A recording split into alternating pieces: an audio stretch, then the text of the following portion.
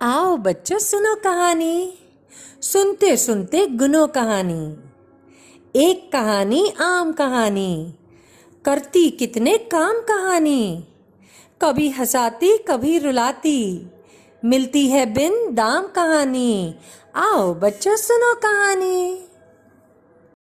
मेरा नाम लीला कुमारी है। मैं केंद्र कुड़ारी कार्ड सृष्टि सेवा समिति इम्पैक्ट में पढ़ती हूँ। तहसील कुमरगढ़, जिला राजसमंद, राज्य राजस्थान। आज मैं एक कहानी सुनाऊंगी। कहानी का नाम कबाड़ी वाला। स्कूल की छुट्टी होने में 5 मिनट रह गए थे, पर चीनू और इंतज़ार नहीं कर सकता था। उसने बाहर देखा, वहाँ कोई नहीं था। तभी कहीं पास से घंटी की टनटनाहट सुनाई दी।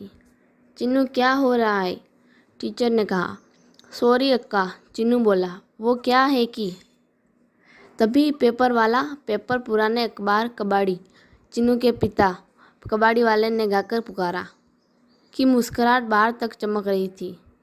चिन्नू की मुस्कुराहट बाहर तक चमक रही थी। स्कूल की घंटी बजी। चिन्नू पिताजी के पास दौड़कर पहुंचा। चेहरे पर बड़ी सी मुस्कान खेल रही थी।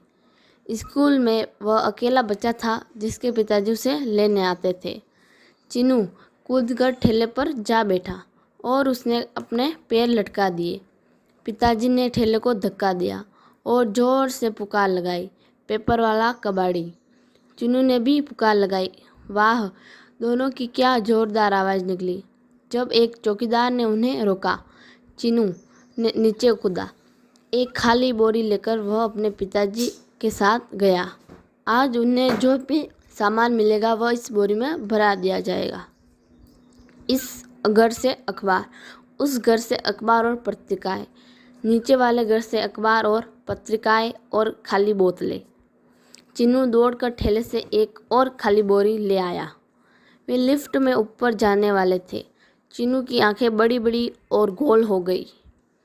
5वीं मंजिल से अखबार और पत्रिकाएं, बोतलें, डिब्बे और किताबें मिली। जब तक उसके पिताजी उस महिला से बात कर रहे थे, चिन्नू ने सब सामान ऐसे समेटा कि किताबें सबसे ऊपर थी, जहां वो उन्हें देख सकता था। अब तो ठेले को धक्का देने के लिए चिन्नू को पिताजी का हाथ बटाना ही था। घर पर सब सामान सहेज कर रखने के बाद चिन्नू के पिताजी उसे बुलाया। तुम्हारे लिए कुछ है? वे बोले। वही किताब जिसे चिन्नू पूरी दोपहर भर देखता रहा। शुक्रिया पिताजी, चिन्नू बोला। उसके बाद रात को खाने के लिए उसे 30 बार बुलाना पड़ा। धन्यवाद।